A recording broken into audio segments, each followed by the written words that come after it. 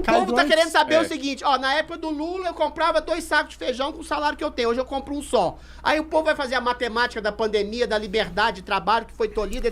Matemática da pandemia e da liberdade de trabalho. Ô, velho, ô bicho, é difícil, né? É bem complexo, certo? Né? Não, o povo vai tolher, vai culpar o governo vigente na época. Exatamente. Foi por isso que o Bolsonaro teve 50% de votos, não teve 55% ou 60%. É simples assim. Claro, existe a narrativa. Não é só por isso, né, Adriles? Não é só por isso, né, meu querido? A gente tem que lembrar que, para além do fenômeno fascista, para além da fascistização do nosso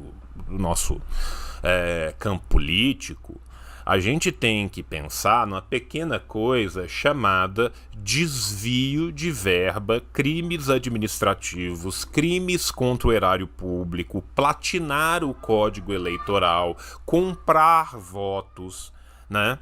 Mas é isso. A culpa é sempre dos outros. A pessoa individualista não consegue jamais pensar em construções coletivas da mesma forma que a pessoa individualista é sempre também egocêntrica. É impossível ele ter errado. A culpa é sempre dos outros. São sempre os fatores externos. São sempre aquilo que aconteceu que não podia, ou se não porque não foi liberal o bastante. Nunca erra.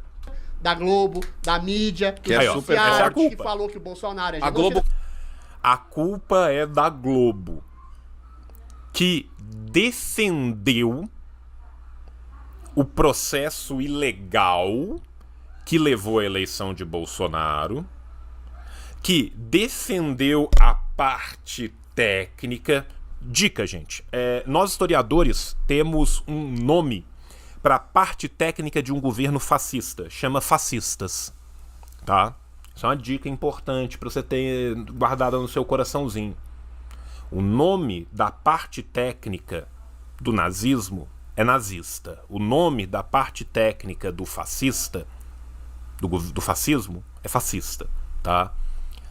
Globo defendeu o golpe, Globo defendeu Temer, Globo defendeu todo o lawfare no processo ilegal, Globo catapultou Sérgio Moro a herói nacional, né? Mas a culpa é da Globo. Eu colocava na novela, Monark. A Globo tem 30 pontos. A Globo colocava. O Adriles vai lembrar, né, Adriles? A Globo colocava na novela o cara que vinha lá do norte e a transposição. E o meu filho entrou na faculdade. Tipo assim, ela não falava, ó, o Lula é pica. Se você pega. Não, ela falava assim, ó, o filho da. O filho da. Ainda botava uma rica pra falar mal da empregada, né? Isso aí. Ai, que absurdo. Botava uma rica pra falar mal da empregada e falava que houve ascensão social num prisma capitalista. Os dois aconteceram? É real? Nunca antes, na história desse país, tantas pessoas conseguiram galgar e chegar na universidade como no primeiro governo de Lula. Isso é a materialidade do fato, companheiro. Da exata mesma forma, nada causou tanto ódio na classe dominante desse país, quanto vê o porteiro tomando o vinho chique e quanto vê a empregada doméstica tendo direito trabalhista garantido. Isso é real, gente. Isso é real. Isso é real. Isso aconteceu. Nós não criticamos Lula pelo que ele fez de bom. Nós criticamos Lula pela potencialidade do que poderia ter sido e não é por causa dos limites da conciliação. Isso aqui tem que ficar muito claro. A nossa crítica é por tudo aquilo que poderia ter sido e não foi. E não foi por escolha. E não foi porque não há como se servir dois senhores antagônicos ao mesmo tempo. Você não tem como servir ao povo e aos inimigos do povo. Esta corda se romperá e ela sempre rompe do lado mais fraco. Essa é a nossa crítica. A nossa crítica são os limites da materialidade em relação à conciliação.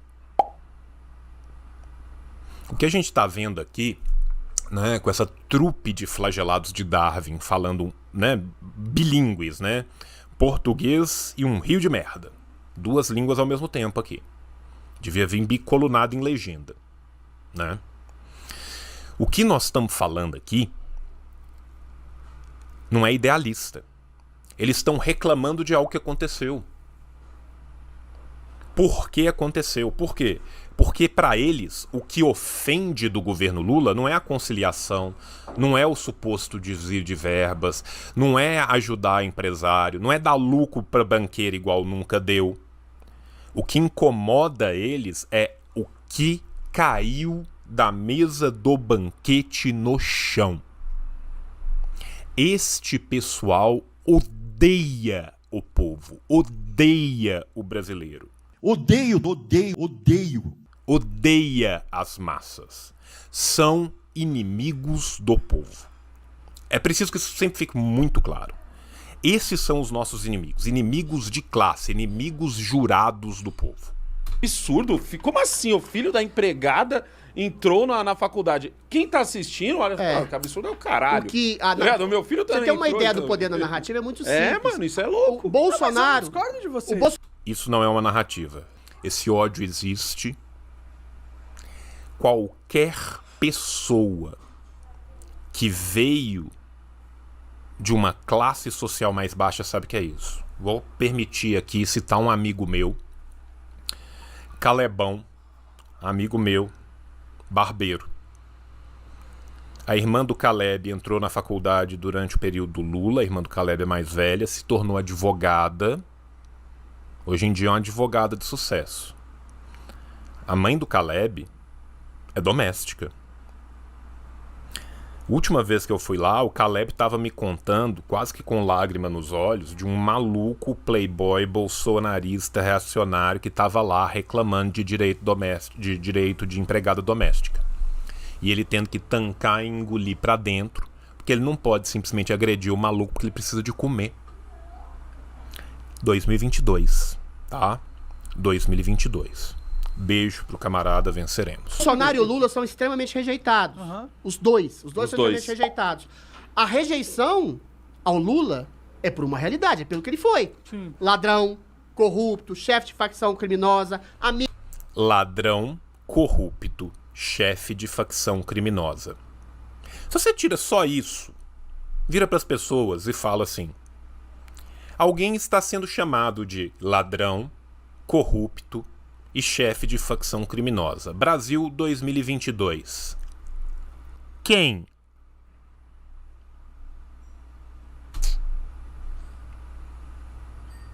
Essa aí é crítica do comunista, tá ok? Amigo de ditador, deu dinheiro pra ditador. Amigo de ditadores, deu dinheiro pra ditador. Quer regular a mídia. A rejeição ao Bolsonaro, com todos os defeitos que ele tem, é por uma ficção. É o genocida, é o ditador, é o homem que tá arrebentando com a democracia. Uma ficção. Genocida. Temos os dados materiais duros de pelo menos 600 mil mortes, tirando as escamoteadas, que podem ser responsabilizadas diretamente pelas políticas públicas encabeçadas pelo governo dele. Genocida, sim. Ditador. Um homem que impõe segredo e sigilo de 100 anos sobre suas próprias maracutaias, que aparelha o sistema em que ele tá para desviar dinheiro para se manter no poder. Dentro do prisma da ciência política burguesa, tem alguma definição melhor do que essa? Que ninguém consegue explicar. Ninguém sabe o que o Bolsonaro fez de terrível no governo. Nós falamos mais de 20 coisas. Nós falamos pouco. Governo dele. Nada. É verdade. Ele Perfeito. O que o Bolsonaro fez no governo dele? Nada. Tá perfeito. O que o Bolsonaro fez enquanto chefe do executivo? Nada. Roubou, locupletou, enriqueceu, repartiu, doou o Brasil a preço de banana. Mas o que ele construiu? O que ele fez? Qual que é o legado? Nenhum. Não existe legado. Fez cornociata. Deixou o legado do fascismo no Brasil. Acabou com a cadeirinha de criança. Assassinou. Aumentou os gastos do cartão corporativo como nunca dantes. Esse é o legado. Esse é o legado. Comprou a vacina. Ele tem um discurso todo sobre vacina. Comprou a vacina. É aparência. Comprou a vacina. Quando? Com qual efetividade? Como ela foi distribuída? Se não houvessem os esforços envidados pelas secretarias de Estado da Saúde, pelas secretarias municipais da saúde, que tiveram que intervir e lutar para isso, teria acontecido 1 ano e meio de atraso. 1 ano e meio de atraso. 600 mil mortes. Abre teu e-mail, puta. Responde esse e-mail, vadia.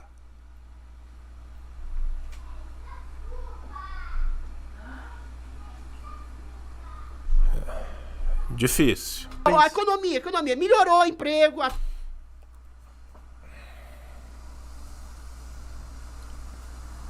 Melhorou o emprego. Melhorou o emprego. É só a gente pegar mais umas vezes os dados materiais. Uber não é emprego, bolo de pote não é emprego, OnlyFans não é emprego, subemprego não é emprego e retirada de direitos trabalhistas constantes não qualificam melhoras para o povo trabalhador. O brasileiro que já estava, em boa parte, na informalidade, foi ainda mais catapultado à informalidade, ao subemprego, quando não ao puro e simples desemprego. É uma sequência de escárnio e mediras. O capitalismo falhou, falha e falhará em cada uma das sociedades aonde